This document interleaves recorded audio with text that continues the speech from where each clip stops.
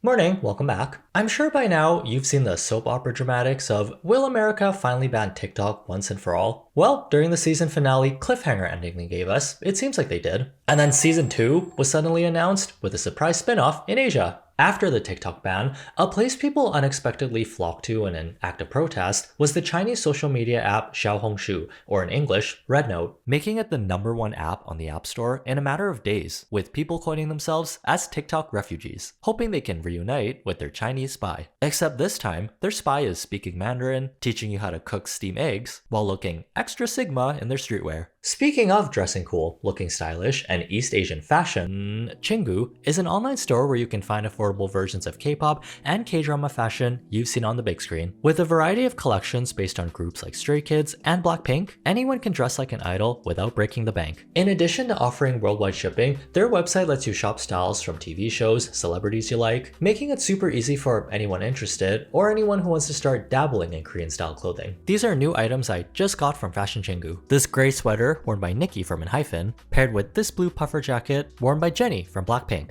I've also been wearing a lot of comfy, sweater-like long sleeve shirts, like this one worn by Sungmin from Stray Kids, and this shirt worn by the actor Kong Hae-jun from the K-drama Family by Choice, and some other items worn by Stray Kids and ENHYPEN members. And since we're in the month of January, starting on the 29th to the 31st, you can get 15% off on everything under their Chinese New Year sale. Nice way to refresh your wardrobe for the new year. Head on over using my link in the description and get another 5% off your favorite styles using my code EDWIN5. The main reason for this ban being brought up in the first place is the government's concern about China using this app for potential data collection, spying on American citizens, and acquiring government secrets. Now, we don't know if all these things actually happen with 100% certainty and to what extent, but I mean, when aren't we being spied on?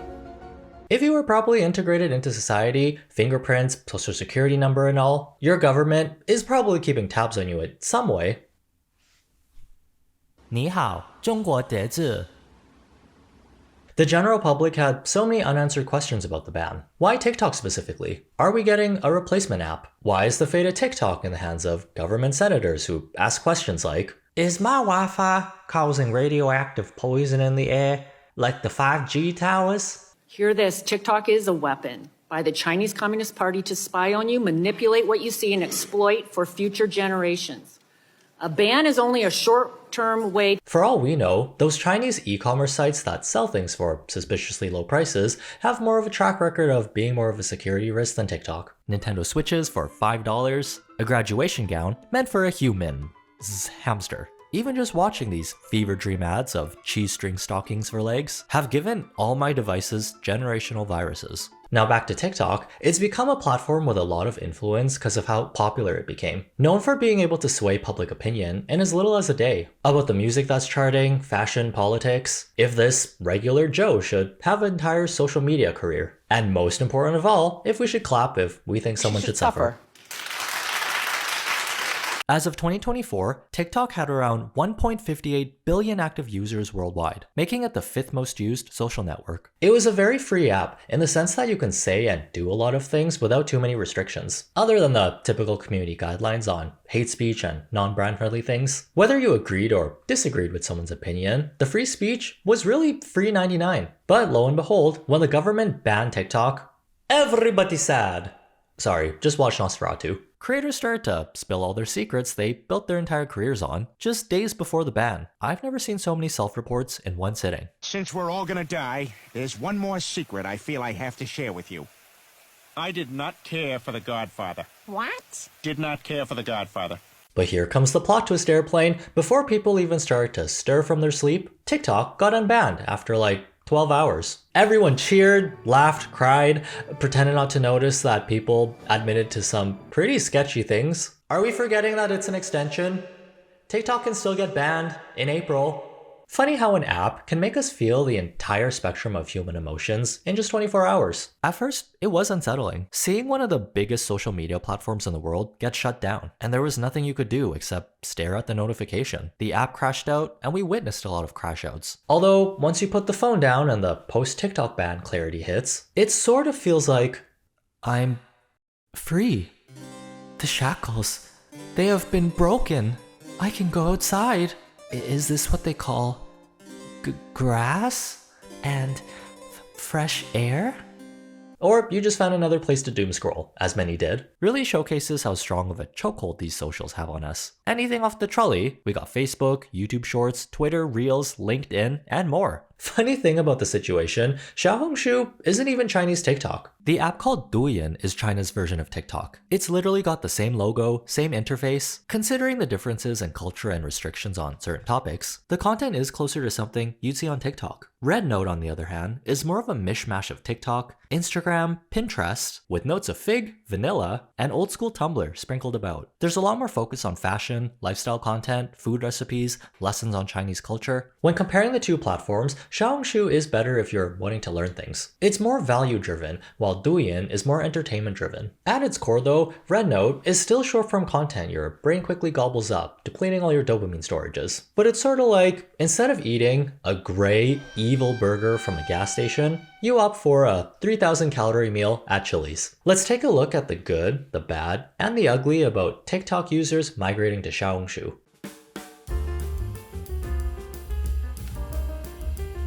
Once Americans made their way to Xiaohongshu, they were able to speedrun learning about China from Chinese citizens themselves, which probably wouldn't have happened for a lot of people if TikTok didn't get banned. As a matter of fact, one of the hardest languages to learn in the world is Chinese. Only real ones know what go go go go go go go go go go is supposed to mean. But the TikTok refugees were ready to integrate themselves into a new setting. They dusted off their Duolingo app and actually picked up some Mandarin Chinese relatively quickly to communicate with their new friends. 你好，谢谢我的猫，谢谢我的猫，我谢谢不懂wow，谢谢第一点。 Making people realize a lot of what they know about each other has been misrepresented by what they've seen in the media. It was cool seeing the cultural exchange between two groups that don't get to interact very often. Ni hao. Hello.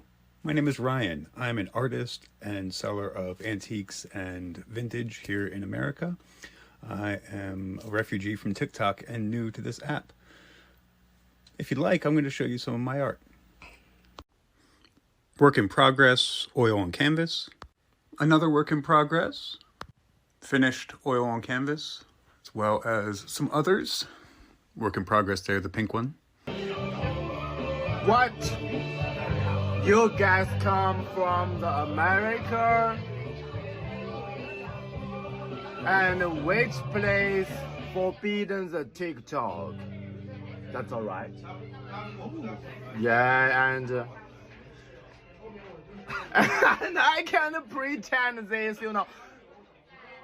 Love you so much, and welcome to China. Welcome to the RedNote. Xiaohongshu also got the ball rolling pretty quickly by adding a bunch of new features to accommodate the large influx of English speakers. They made it easier to translate text between Chinese and English, changed up the layout so it's more like a TikTok feed. They even work with US influencers to promote the app. History-wise, it's like Christopher Columbus sailing his iPhone boat to the other side of the world, but instead of exchanging wares and goods like the olden days, they traded knowledge about each other's cultures, and most important of all, memes. Doesn't matter if you're Chinese, white, black, purple, or gray, everyone's got brain rot. Here's a small list of notable Chinese memes making the rounds. We don't have regular introductions here. We have, just show me your cat. Looking for my Chinese spy. I am your Chinese spy. Give me your data. There's the cat with chopsticks emoji whenever there's something good to eat. Not a meme, but people just asking Americans for help on their English homework. And this plankton shower video that transcends all languages.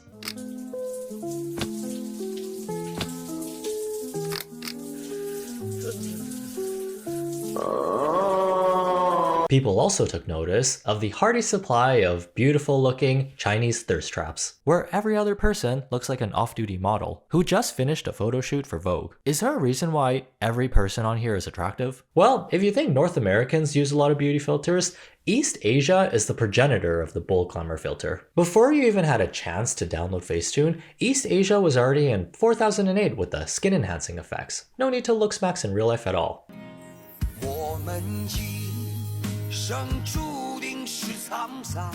The real propaganda though are these creators convincing Americans all Chinese people have Yao Ming body proportions.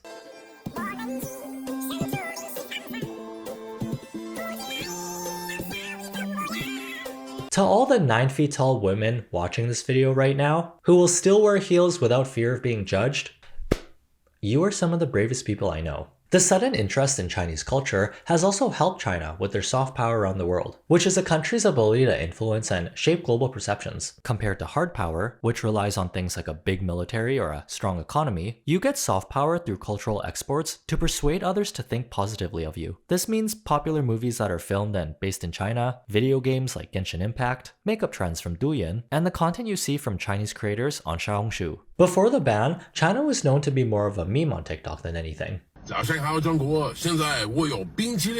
Or Chinese trends and content from Douyin would get re-uploaded and relabeled as Korean Douyin makeup or Japanese kawaii nails. After this sudden burst of interest about Xiaohongshu, we're seeing North Americans shift their perspective on China on social platforms, which I think is a net positive. But just like everything in life, there's always two sides. The bad isn't the worst thing in the world, it's just a tad unsavory. Like putting cilantro on someone's food who hates cilantro. Xiaohongshu was never supposed to be a TikTok replacement. It was its own app with its own culture and community. With over 300 million people visiting Xiaohongshu monthly, and 70% of the user base being female, people went on this app looking for specific types of content. Overall, the Chinese netizens were pretty friendly and welcoming. They also gave new users grace since they were new and probably didn't know how things worked. Don't worry, we're not like the Americans. We'll not tell you to go back to your country.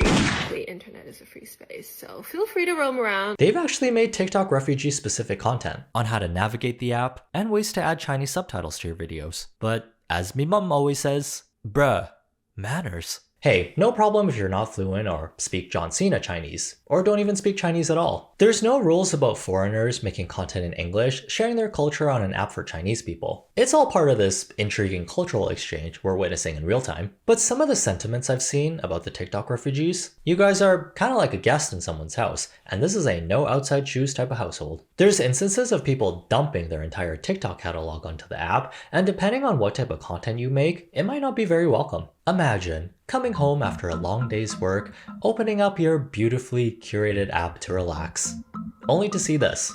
There's been rumblings that the Xiaohongshu app doesn't like re-uploads, especially if your content has the TikTok watermark, so there's a chance it might get flagged or taken down. Right now, we're in a transition period where we have a surplus of TikTok refugee content, while we're still in that honeymoon phase of making new friends. Eventually, it'll start getting annoying when users looking for lifestyle content are greeted with multiple videos of TikTokers renegading all over the place. It is just a phase though. After some time, everything should go back to normal. If we've learned anything from the substance, respect the balance. Plus the algorithm should be showing you things you're interested in. If you want to avoid the slop, just flick it away. After interacting with Chinese netizens, people were praising China for being better than America in some ways. They're more advanced, things are cheaper, people don't have to work 3 jobs just to get by, and healthcare's way more affordable, along with groceries. Got 30 eggs for 25 RMB, which is roughly 3.4 US dollars for 30 eggs. All of us agree and are astounded at how cheap and affordable your groceries, housing, and cars are. I have been watching you guys' grocery haul videos and it is blowing my mind. America could never. A lot of us also cannot believe how advanced your country is because we were always shown and told that you guys were a third world, like starving country.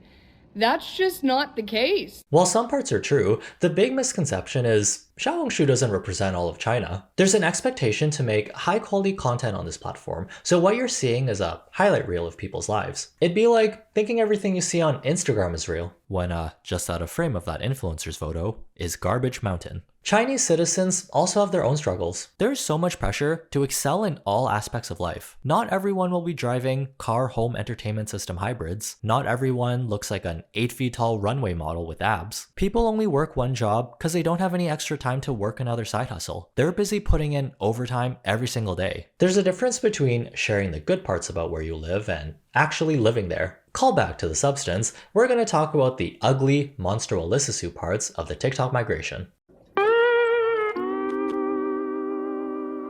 it seems like somewhere along the way, we forgot that the Chinese government has really strict censorship policies on mass media and what the public can see. There are a lot of social topics in North America that aren't really talked about online in China. Cultures and values aside, even if you don't agree with someone's opinion, you have to respect the rules of the platform that you're using. 8 ways on how you can get banned on RedNote. The top one is you cannot be talking about politics or the Chinese government. Compared to North America, it's not common to openly criticize the government on social media. Even reading through the Xiaohongshu terms of service, there's a lot of mention about endangering national unity, defaming Chinese traditions, leaking state secrets, and disrupting the peace by undermining the People's Republic of China. I'll admit, I didn't read the TikTok terms of service when signing up, but I have a feeling it's not like this. We got people in their Chinese weeaboo era saying they're gonna defect to China, bringing all their data and American secrets to share. If you ever said something like that as a Chinese citizen, ooh, Molly, it all comes back to digital footprints. Not every thought has to be shared. You just got to the party, man, from across the world. We're just here to chill and have a good time. There's also a very small minority of people acting like this. You can fill in the gaps with your imagination of what they're doing with their eyes. 你好吗？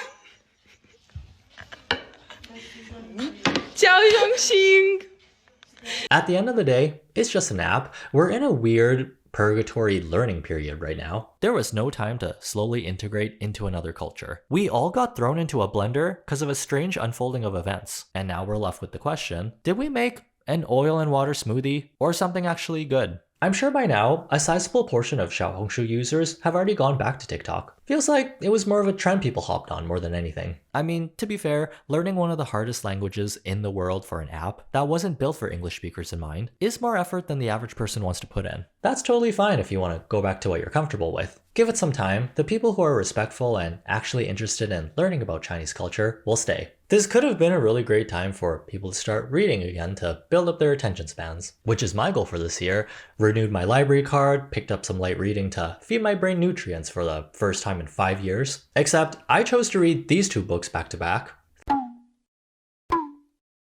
Think I accidentally damaged my brain instead. And if you want to stick around and see more of me, give this video a like. All the Lang Luis and Lang Jies are doing it. Have a good day, try not to be dumb, and see you in the next one. And every time I say refugee, I think of Camp Refugi from American Dad.